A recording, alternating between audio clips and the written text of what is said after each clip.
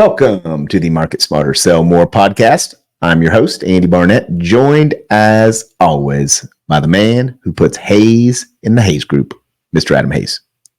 How we doing? Good, man. How you doing? I'm doing good. Thanks for asking, man. You're welcome. I'm always asking you how you're doing. Yeah. Yeah. Well, I got to return the favor. Yeah. I turned the tables a little bit today. Right? So, yeah. What's on your mind today? Oh, lots. What you been watching? Any good shows? I just finished Loudermilk. Oh, okay. Yeah. Yeah, it was Did good. you see that one yet? Yeah, I saw it. Okay. I watched it back when it was on Amazon. It's really good. Yeah. Only 2 seasons, though, and it kind of bums me out knowing when a show's not going to continue. Yeah. Like, oh, man. Kind of a bummer. I know. But, I don't know how much further they probably could have taken. Yeah, that's probably true. They kind of exhausted the concept. So, yeah. But it was good for what it was. It was an easy watch. It's one of those 30 minutes, you pop it on. It's easy to watch. Yeah. Well, I was telling you at lunch how I've been watching that new Mr. and Mrs. Smith on Amazon, and I know I'm a little late to the party. It's already aired, but I just got to it in the queue. Is it season 1? It just released on season Amazon 1, and by everything I understand, there is going to be a season 2. I didn't know if it was going to be one of those kind of single season events, or if it actually planned on continuing. And by all, I guess it ends on a cliffhanger. I don't know. I haven't seen the last episode. It could be one of those that ends on a cliffhanger that just never comes back. And that's it. Yeah. That's it. So, I won't spoil any more about it. I got a good question for you that I've been thinking about. Oh, we're already into questions? We're jumping. Man, I thought we were having a good conversation here. What's happening? And I'm going to ruin it. You're with interrogating me. I'm going to ruin it with a work question. All right, there we go. All right. And this is not not Ask the Expert segment. All right. So I'm not asking expert. I'm just asking you. All right. There we go. Don't ask the expert. Okay. I'm a successful company, and I want Who do you work for? For now, with the Hayes Group. All right, man. I'll let you get it out. Sorry. Hypothetically, I'm a successful company. How much of my budget, percentage-wise, should I spend towards marketing? Oh, gosh, it depends on, your industry and your business, right? So, okay. I mean, let's say that you're in the insurance business and your revenue is inflated because you're making a certain percentage of that revenue. So if you take in $100 million in premium, your share of that is 10%. So you're a $10 million company. So even though your top line revenue shows $100 million, your real revenue you have to play with is 10 million. And generally speaking, if you're in maintenance mode and you're a highly mature company, you can probably eke out an existence on 5% of your revenue on marketing. And if you want to be growing, you need to spend 12 to 15% of your revenue. Okay. So if it's a kind of industry specific too, I would think, well, what if I'm selling an actual product that maybe I own a restaurant? And it also depends on what stage your business is in, right? So if you're mature, you're going to lower your marketing spend because more people know about you, right? Sure. It's just what happens. Sure. Unless you're a big consumer brand, right? And so like Nike's always throwing hundreds of millions of dollars at marketing because it works, right? First and foremost, but because they want to keep top of mind and they need to do that. So their marketing budget is probably much higher than what other, big consumer brands are doing, but it's important to them and they understand the game of advertising because it builds brand loyalty and it builds consistent revenue. So it really depends on, kind of the many different factors, but probably the most important being that ownership and the people that are running the company have an understanding of marketing and that it works and how to actually do it. Right. If you were to think of our customers, just throwing them all into one big hopper, what do you think they average percentage wise on their spend? 10% maybe? Yeah, probably a little higher, hopefully. Yeah. 10% is a good baseline. That's something we'd like to get. I know they all fluctuate, but and again, kind of going back to my answer, which was it depends on the stage of their company. Most companies that are coming to us, even maybe they're 15 years old and it took them 15 years to get to 2 million in revenue. That's fine, and that's a pathway too. But most of the companies that are coming to us want to be in high growth mode. So their budgets are going to tend higher. So it could be 12%, 15%, right?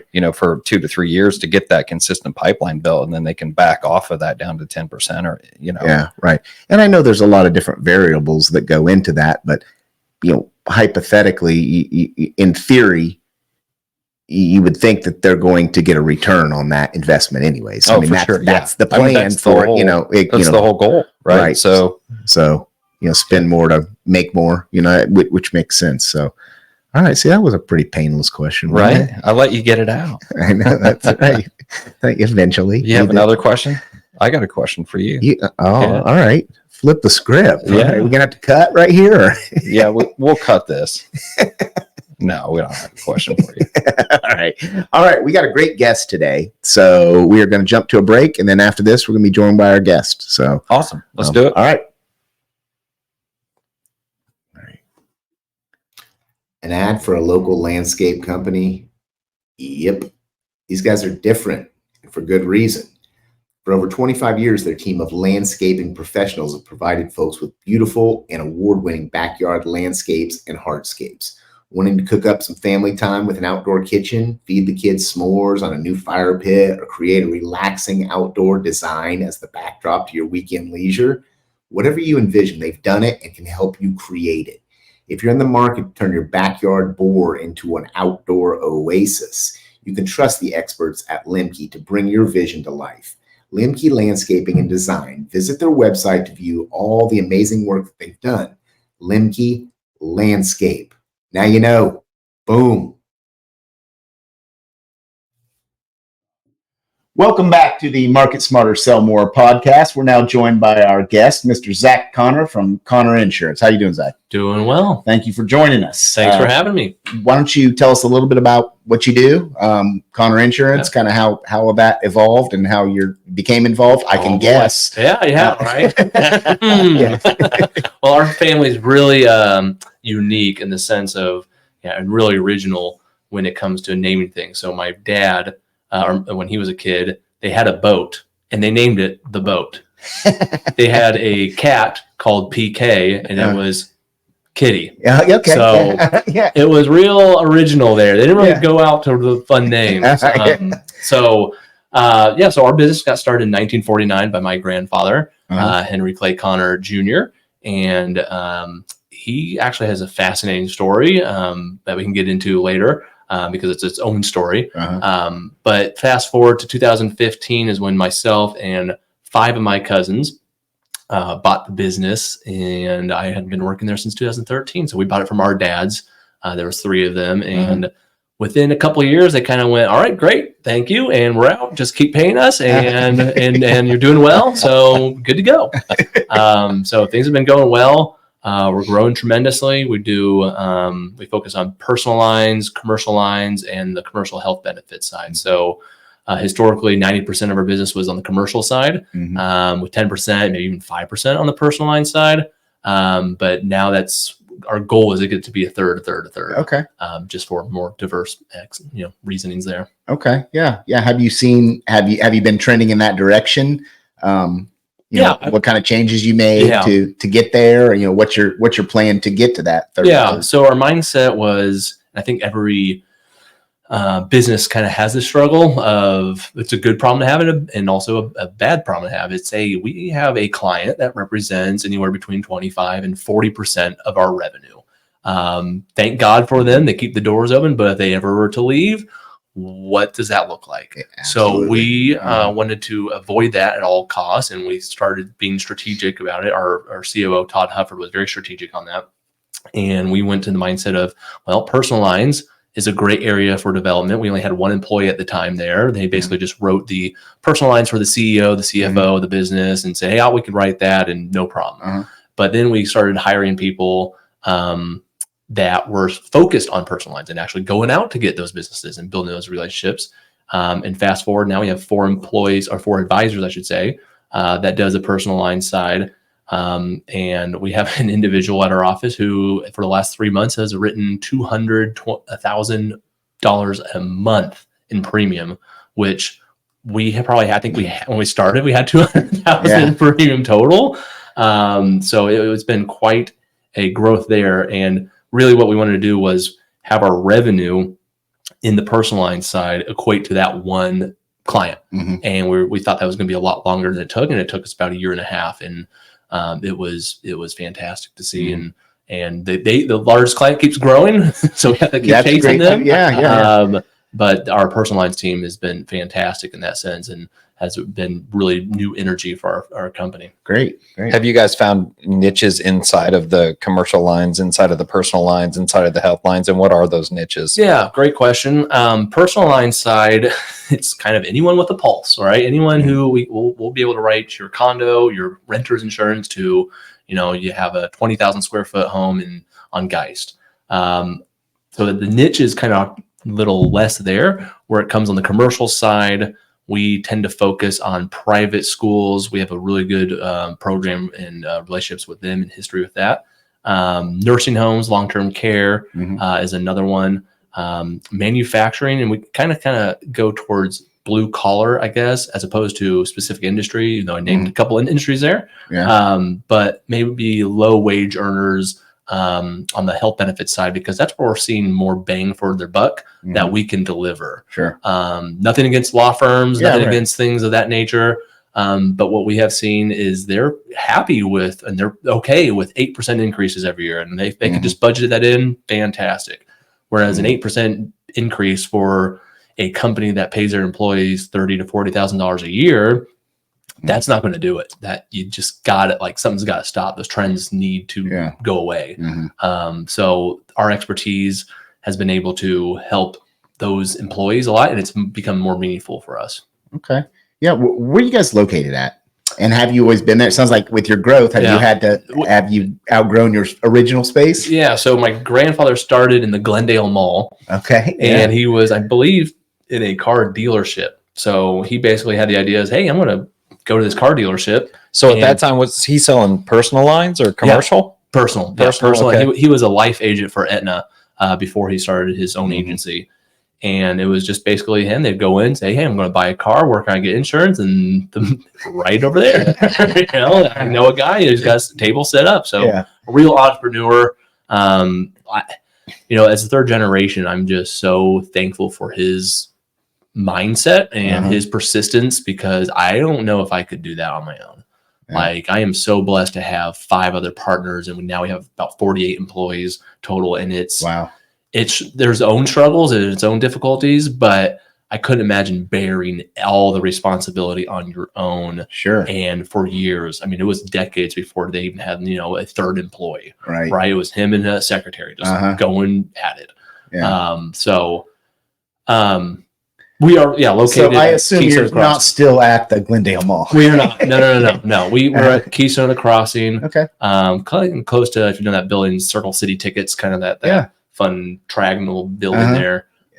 Been there for, I want to say 25 plus years before we were in Castleton. Wow. You got all the malls covered. Yeah. Right. Yeah. So what's your role in the company these days? What are you focused on? Yeah. So for the last 2 years, my role has been business development executive. So it was basically just me in that role, and they said, go for it. The first 9 years I started as a property and liability advisor, loved it. But the last 2 years, every conversation I was having was, oh, you sell property and liability. That's fantastic. That's a real need. But do you guys sell health benefits? We're getting 10 to 20% increases there. We need to talk about that. Yeah. And I was tired of just passing that along and going, okay, talk to so-and-so in our office, without having really meaningful, meaty conversations to kind of say, hey, that's interesting. Let me take this a little bit more down the path and see what I can find. So I've been doing that for the last 2 years. Really enjoy it. I now have a team, which is, interesting to say. It's a new role in that sense of starting January 1st of 2024, we'll have 4 of us in business development. So cool. One's in Iowa and 2 will be here. And we have probably about 8 or 9 employees that are outside of our state too. So that's what I wonder about your footprint. Like, where your customer base, generally where you guys based at. Yeah. So probably 90% of our business is still in Indiana. We have a couple clients that are, Minnesota, Wisconsin, Florida, things of that nature. But, due to COVID, we have been able to be more remote. So we were having, employees in Elkhart. We have employees in North Carolina, Texas, Utah, Arizona. So it's we have Zoom calls every now and then, company rallies every other week. And it's fun to see all these faces because you start to see new faces, and you're like, oh wow, we've had 2 new more hires. And when we started, we had 27 employees. Now we have 48, and it wasn't just it's the same 27, and now it's attrition and ins and outs there. Sure. So, someone who's been there for a decade, I think I'm like a 7th or 8th most senior person there. When I first started, I mean, that was not the case. Everyone was like, "Who's this guy?" Oh, this is Tom's son. And so they knew I remember when he was here, 5 years old, trying to fire everyone. It's like, that was me. Sorry. Right.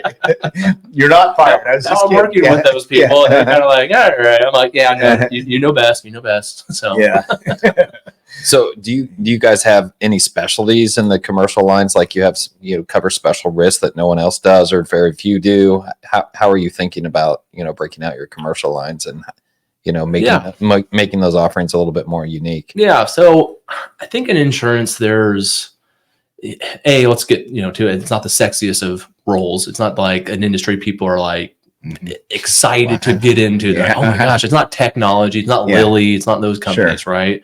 So we're aware of that.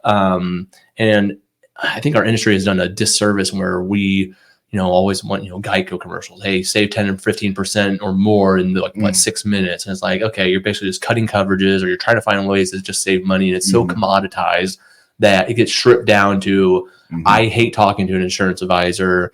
I'd rather talk to, my grandma for an hour about her bunions, that's way more interesting. Yeah.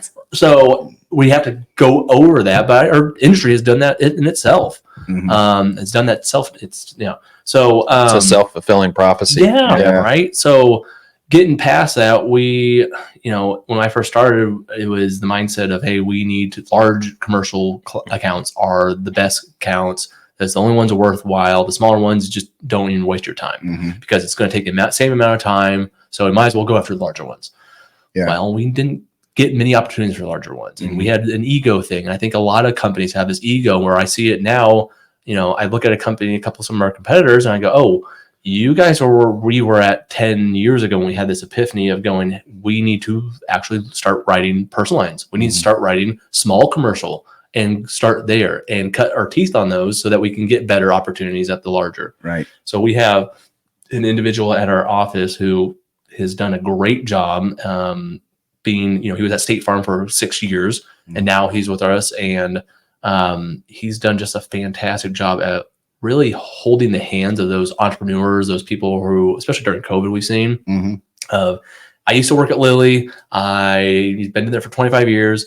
Now I hate it, and I want to be a carpenter. I want to open. I love wood shopping, and I want to do that, or I want to open up a ice cream stand. Right. So all these crazy little things, little small businesses have started to pop around, and we're like, oh yeah, we can write a $500 GL policy for that. We can do your $2,000 work comp policy. So slowly but surely, we had all these referrals coming from our personal line side. Yeah. 90% of them were referred into our business, and that was kind of what our personal line side was kind of frustrated with, saying, hey, we don't have a good team on the commercial side to absorb these customers. So now they're going back to their State Farm person.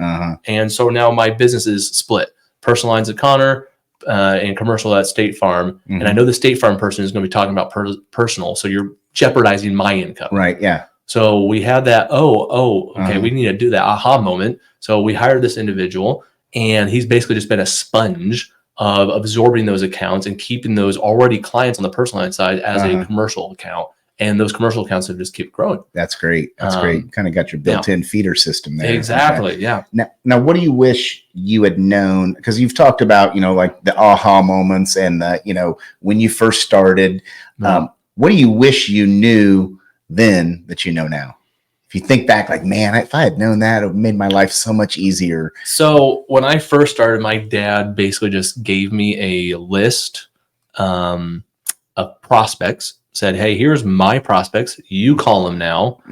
300 prospects or so, every sort of industry, every sort of person. And I said, what do I say? He said, that's for you to find out. And I went, okay. So it was a real sink or swim moment. Yeah. And there was some successes, but there was a lot of failures at the beginning because it was, hey, how's some 23-year-old going to convince, CFO of a 300 life group, company to say, yeah, I'll have you do my insurance. Yeah. Right. Let alone just quoting it, right? Yeah, exactly. So I think I wish I probably would have focused more on the insurance aspect of it. So if I had it all to do it over again, it would have been, hey, let's work on being the person that does that small business, cutting my teeth on it from start to finish, as opposed to where we started to say, hey, you got your advisors, you got your account managers. So you do this, and then you throw it over to them, and they basically do the work until, you're kind of, as an advisor, our mindset was you're here for takeoff, in-flight emergencies, and landing. Yeah. And your account manager is the stewardess, and they're going to be basically everything else. Flight attendant. The nowadays. flight attendant. Sorry. Stewardess, steward. Stewardish. So that's kind of where we've kind of landed 7 years later. And I think I just see the individuals who are on that select commercial team now have such a more of an advantage that when we were, which is good. Right. Hey, Sure. We had to learn it, and we failed on ourselves, and we learned from ourselves and from our mistakes. And now we're setting up other people, their income up for success. Yeah. So. I'm going to ask a two-part question. So what are the fancy? Yeah. What are the opportunities that you're excited about in 2024 for the business? And then what are the risks and opportunities that you're trying to overcome right now? I would say I'm excited for our business development team. We had a understatement would be a rough year, I guess, on trying to figure out what is that magic formula, what industry we want to go to, what life group we want to go after, like client size. But I think we are now starting to turn that corner. Within the last 2 weeks, we are seeing a lot of momentum. And I think there's just, if people want it, it's hard to teach as well. That give a dang mentality. Yeah. Yes. It's easy for someone who has their name on the business to give that, right? It's hard to coach that or encourage that with other teammates. Sure. But I think they are starting to get there because they see the work that our team is doing on the health benefit side, on the commercial side, on the personal line side, and they're going, oh, we're making big impact. It's not just insurance. It's actually saving the second largest, most expensive expense for a business and reducing that by 10, 20%, improving the healthcare that they're going to receive, those employees are going to receive. Thus, in turn, their families are going to be happier. They're going to be more well off. They're going to have healthier times at home. And it's just a full circle thing. I mean, for example, it's hard to, again, like I said, insurance, not the sexiest role, but we had a client who had an employee that said, I have a child's medication. We sourced it out for free through a program, and they still were able to receive that medication, but they had now a $1,200 a month reduction in cost. Wow. And they were making $40,000 a year as a private Christian school teacher. Yeah. Wow. That's and it's you just game changer right there. You just gave them almost a $14,000 raise, a third of their income that they don't have to spend on pharmaceuticals to a company that doesn't care about them, that really is just in there to make money because they're privately, or publicly traded company. Now they can go to Disney World. Now they can actually go out to eat once that month. Sure. That's life changing. So that's got to be, so you said it's not, sorry. No, go ahead. You said it's not the sexiest industry in the world, but when you have moments like that, that's got to leave you with a great feeling. You're making a difference in someone's life, and go ahead. I was just going to ask if you, have thought about activating that across the company. Is that stuff, those case studies is everyone able to learn from that and see that? So it's once you start having your own, that's when it becomes more impactful. It's easy to say, oh yeah, other people have that. And it's but when it's yours, yes, and it's your client and it's the person you've walked from A to Z, that's when it becomes easier. We do have the case studies other people can use, and hey, this company did this. Oh, that's great. But when you're the one that's the owner of the opportunity, and you have a client that didn't have work comp insurance before, and now you sold them that work comp policy, and 3 months later, they had an employee that got paralyzed from the neck down, and now they have a $7 million claim, which is a personal story. And it's okay, if you didn't sell them that little $2,000 policy that you thought was just, oh man, whatever, not going to give you that much money. If you're thinking of that way, sure. But if you're thinking of, hey, now their employees are protected, the business isn't bankrupt now. Sure. Because $7 million would, you have to close your doors. Yeah, right. Absolutely. And it's super, yeah, it's just very rewarding when you're thinking in terms of that. Yeah. As opposed to just insurance. And that took me probably 7 years of trying to figure out. Right. Wow. It's coming through on the fulfillment side. Yeah, Right. right. Like it's the personal fulfillment Yeah. of actually helping people. Yeah. I mean, I don't know about you guys, but I mean, I feel you hear the term 7-year itch. Yeah. And like you're getting a business or in a relationship or whatever, and you kind of get that, okay, well, am I still, is this the, make or break moment? Do I want to be here? And at that 7 years for me, I had teetered. I was like, I don't know if I want to do this anymore. Yeah. Like I had a conversation with my dad in my living room, and I went, I don't know if this is it for me. And he's like, well, really pray about it first and just sit in that for a couple months and see what happens. And all these little stories started to happen where I had 3 or 4 clients say, hey, thank you so much because this happened. Hey, you saved us $80,000. You saved us $500,000. This happened. And employee I was like, okay, it's bigger than just, selling a $2,000 policy. This is impactful for people. Yeah, absolutely. Now, I know you want to jump to the personal I am. You're probably itching. Enough about insurance. Right? Can we talk about that? Yeah. What do you want to know? Everything. All right. You an early bird, night owl? I know the answer now. Yeah, it's definitely an early bird. So we have we have almost a 5-year-old, which is crazy. We have a 3-year-old this Friday, and now we have a 6-week-old. And I was always, waking up around 6:30 or so. Now it's 5 o'clock. So 5 o'clock every morning. And thankfully, the last couple of days, she's been waking up at 5, not 3. So like this morning, I woke up to her cry, no alarm set, and then didn't need it. She's my alarm. And and thank you, Daisy. And so go and feed her for about 30 minutes.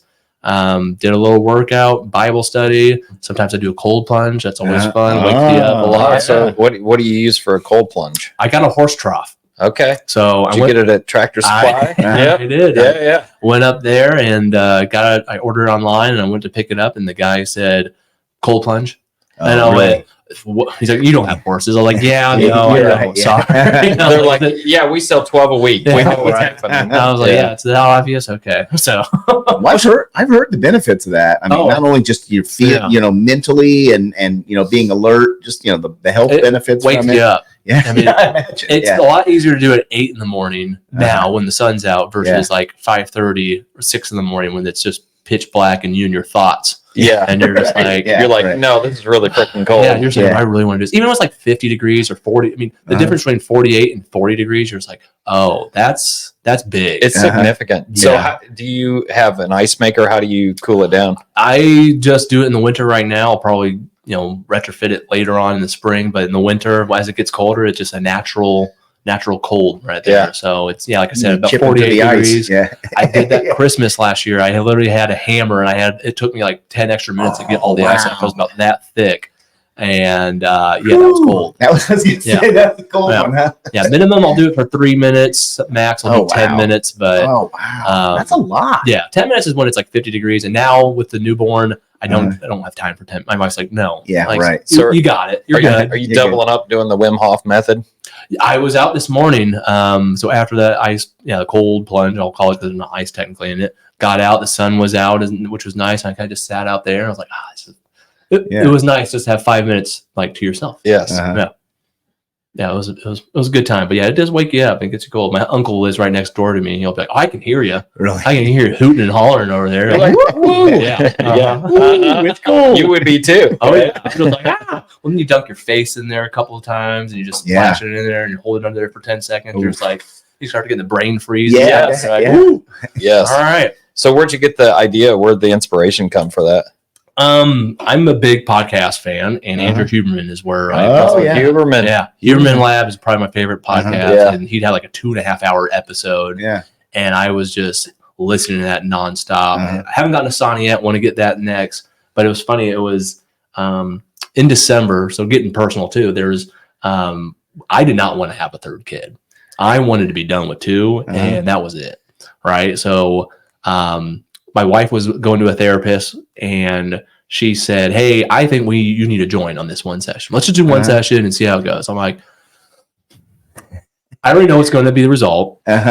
She's going to say, you need to have a third kid. I'm just going to hate it. But all right, we'll do that. You should have just agreed. Skip the therapist thing. All right, let's just have a third kid. No, I'm right? stubborn. I'm stubborn. You make her go through the whole process. Our second Zara, who's 3, she is just like me, and it is frustrating. I'm just like, I can't complain because this is me. This is me as a little 3-year-old girl. It's your fault. Yeah, exactly. Kids are wonderful mirrors. Oh, yeah. No, Vancouver, our oldest, is definitely like Lacey, my wife, and then Zara's like me, and it's incredible. We'll see how Daisy is like. But anyways, so we had this one session with her, and the whole time I am just sitting there, and it's over Zoom, and I'm just interesting. Yeah, good point. And I'm just quiet for 50 minutes. I don't want to hear anything. She's talking about, hey, the Bible says be fruitful and plentiful and multiply. I was like, yeah. Doesn't have a number on it. I already did that. Right, yeah. I got 2. All right, we're done. We multiplied. In fact, 1 is a multiple. Exactly. So I was like, I don't know what you're talking about there. You're taking that out of context. So I was just kind of sitting there and having all sorts of thoughts in my head. And then finally she says, okay, well, let's hear from Lacey. What are your thoughts? She said, well, I feel called. I feel called by God that he's telling me that I need to have a 3rd kid. And my immediate reaction, that's funny because he hasn't been talking to me, right? I haven't heard anything. He didn't call me. Yeah, no, I haven't heard anything of that. So with that, the therapist steps in and says, well, all right, let's think about this. You guys are one. God has put you together. You are one. Unity, right? Together in one. Made in the image of God. You are put together as one. Do you really think that God is going to give you contradicting ideas? He might not be talking to you, but if he's talking to your wife and he's saying this to you, you are then one. And so he's not communicating. That's not how God works, in that he has to talk to both of you at the same time. He's talking to her. And I went, dang it. I was like, that to me makes a lot of sense. So all back to the cold plunge, I was listening to the Human Lab, and he was talking about fertility and how good it is, I guess, for the cold plunge. And within 2 weeks, we were pregnant. So it must have done some wonders there. And I think that was also God saying, see, I wanted you to have a 3rd, you idiot. Told you so. Yeah, told you so. Right? I thought it was going to take a while. I was like, this is going to be great. Nope. 2 weeks. Yep. Literally took freezing your butt off to get it accomplished. Yeah. So you listen and you watch podcasts. Do you watch or listen the majority? Mostly listen. I do both. Okay. Yeah. I mainly watch, but I get it. I like doing both. You watch anything else? Like listen, are you a music guy or are you? Yeah. My wife got me on the Maverick City music. It's Christian gospel music. It's typically I was like, Christian music. That's not like, I like Led Zeppelin, the White Stripes, Beatles, Joe Walsh. I mean, I have fond memories of my dad and driving in his 1972 Mercedes. The Life's Been Good. And I was like, I just love that song. But she was like, oh, listen to this. And I was like, okay, whatever. And I was like, oh, this is different Christian music than I was used to, like in the early 2000s, where it was just kind of all the same melodies. And it was really powerful. I was like, the only thing is they're about 10 minutes long. Like each song is like 6 to 10 minutes. So Lacey will always ask me, like, so like you went to, how long was your workout? And I'll be like, it was 2.5 Maverick City songs. Oh, interesting. Oh, so about 23 minutes. So I listened to a lot of audiobooks. Last year, I think I listened to 30. This year, I'm only down to 10 or so. I love Dan Carlin's Hardcore History. He just released one. His episodes are like 5 to 6 hours long. He only releases like 2 a year. Oh, wow. It used to be more frequent. And they used to be a little bit shorter, like 2 to 3 hours. He just did one like on Vikings, and it's the second episode. The first one was in January. Now he just released this one, and I'll be feeding Daisy and Daisy and have that on speaker, and she just immediately I was like, hey, that's great. This is the way to She's do it. not into that podcast. No. She does not like history. I listened to a history book called Nazi Conspiracy by Brad Meltzer, which was great, talking about a conspiracy to eliminate FDR, Winston Churchill, and Stalin at the Tehran conference in 1943. And maybe it was 44. I think it was 43. But it was just a 10-hour long book about that. And she was out every night within 20 minutes. Well, because Lacey would feed her at 9:30, and she wouldn't go down till like midnight or 11. I was like, all right, like, you need to go to bed. I'll see if I can get her down. And she'd be down within like 10 minutes. And Lacey was like, what the heck? Yeah. It's like, you son of You're like, thank you, Dan Carlin. All right. And then she was like, all right, well, that's actually great then. So if it's working, it's working, right? Yeah. So how about TV or movies? You want mini movies or television shows? Well, with a kids, it's like you get 30-minute increments. I was gonna say, what did you used to like to watch? Right? Yeah. So my favorite movie of all time is There Will Be Blood with Daniel Day-Lewis. Where like the first opening 30 minutes is just silent, and it's just like him acting, and it's just, to me, it's just it's just a master class in directing, in cinematography, and writing. It's just a great film. On the other side, Tommy Boy. I mean, that's a great one. Sure. Yeah. Right. Yeah. Yeah. But yeah, shows. I'm getting in trouble in this. Where me and my wife love watching trashy reality shows. Okay. Her mom was a therapist, and this is probably a stretch, but I don't care. Her mom was a therapist. My wife loves psychoanalyzing things, and so I feel like when we watch a television show, when it's like a dating reality show and there's a bunch of 23, 25, 26-year-olds, we're always just like sitting there analyzing, like, critiquing, like, oh, sure, she shouldn't say that. Well, he totally misunderstood what she was saying. If she would have approached it this way, it would have came off a lot better. They're married, like they could have got married, but now it's going to be over. The home is going to be, and it's hours of that. And it's just, we probably need to switch it up. But that's what makes watching reality shows fun. Is commentary. As long as you got somebody with you, when you can provide running commentary, you can almost watch it on mute. You know what's happening on, and it's manufactured drama too. So it's like where it's going.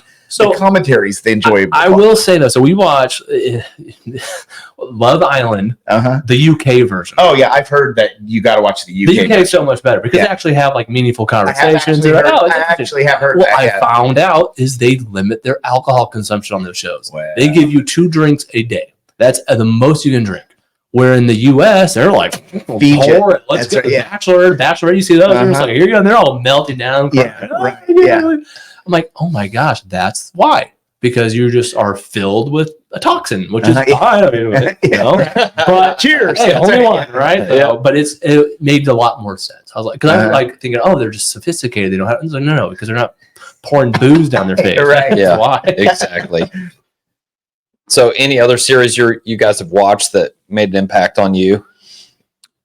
It's like a 20-part series or so. It's not a show, but it's Exodus by Jordan Peterson. It's on the Daily Wire. I steal my cousin's username there, so thank you for that. But he does a fantastic job, whether you're a Jordan Peterson fan or not. But he has like a roundtable of 7 people, scholars, Christian background, Jewish background, non-denominational, and atheist background, and they all talk about the book of Exodus, and they'll go through a chapter or even like a couple of verses, and they'll jump into that and go, hey, what's the perspective from here? Like, what does this actually mean? And, as a Christian, I'm kind of like, oh, that's interesting. But, the Old Testament, I'm not super averse in, and listening to it, you're just like, oh, or you'll have a thought and you're like, oh, yeah, that's what I wanted to say. And that's what I believe, but I could never say it that way you do because you've been studying it for 40 years. Right. One of the guys on there, he's a theologian named Oz Guinness, and he looks just like my Uncle Jim. Like just you're like, I know it's him. Snow white hair, like thick hair. It's just beautiful, but he's British, so I know it's not. Like, and he's great accent. Hey, he's faking the accent. Right. You never know. But yeah, that one, we're only like, I think 10 in, and they're 2.5 hours long. And you're just sitting there like, oh my gosh. And so I counterbalance that with the Love Island. Yeah, so it's like, once a week for that, and then 5 the other days. You think one day, and then the other day you don't think at all. Right, exactly. Right. Yeah. Fire and ice, right? Right. Right. You know what I want to do now, right? Yeah, he's got to spin the wheel. This is my favorite part of the show. Oh, boy. Just so you know. Oh, no. What we got here is, and you can turn around and look at it, is we've just got random topics. Oh, boy. We have no idea what's going to come up. Neither do you. We will see, and then we will discuss what that random topic is. All right. What we got here? Your preferred method of shopping. Oh, Do you like the online. brick and mortar it? Oh, No. you like online? Oh, Amazon. That's an easy one. Yeah. So you'd much rather. I don't understand going to the mall. Like, I just don't. I mean, it's still packed too. I mean, we're right by a fashion mall, and every day, and especially now this season, it's just it gets crazy chaos. now. So maybe that's why I hate it, because I'm in that area. I'm like, traffic. You're causing me now to be 8 minutes late. Right. Yeah. Right. 8 minutes. 8 minutes. I needed that. Well, and the counter to that, and I don't have a dog in the fight, quite frankly. I don't like shopping at all, ever. Yeah. But I prefer to at least try it on, make sure it fits me, so I don't have to send it back. The hassle of sending stuff Maybe back, that's my problem. So I don't shop for clothes. Okay. My wife buys my clothes. Oh, me too. My mom bought those clothes before. Yeah, I don't even have a say in the you matter just what I wear. that job. Yeah, the response. I get it. I get still it. have shirts from the 8th grade. Oh, so do I. They're Like- actually back. They're cool again, Yeah. by the way. Well, Some mine were of the all stuff like I got. band t-shirts. Well, those are the comfy ones, right? They're all threadbare and they feel great. Yeah, I got a Jimmy Page shirt that's got him black and white playing guitar. I got in trouble in 8th grade for that. Oh yeah, That was a no-no. He was that's like terrible. Satan, apparently. Yeah, I was like, right. he literally says Terrible. Jimmy Page on Yeah. the front. So, Oh, it's black. right, Sure, black and white. Up there Yeah, you go. Black and white. That's trouble. That's Satan. Yeah, my 18-year-old wears all my old band shirts Oh, from that's high cool. school. And Yeah. they're like, your dad is the coolest, man. He went, I was like, yes. I got a couple shirts from my dad that he wore. One is literally just American flag that says the highway to freedom. That's all. Right? It's cool. And I'm like, That's cool. it's so cozy. Another one's like a green marathon shirt, and the other one was my first baseball team I ever played on, the Cardinals. And it's now just a red shirt because the Cardinals is all faded away. It's gone. It's just. I was red on the shirt. Cardinals Yeah, too. I was on the Cardinals. That's got to be the favorite one, right? Uh-huh. Super comfy. 5 years old. Yeah. Yeah. That's great.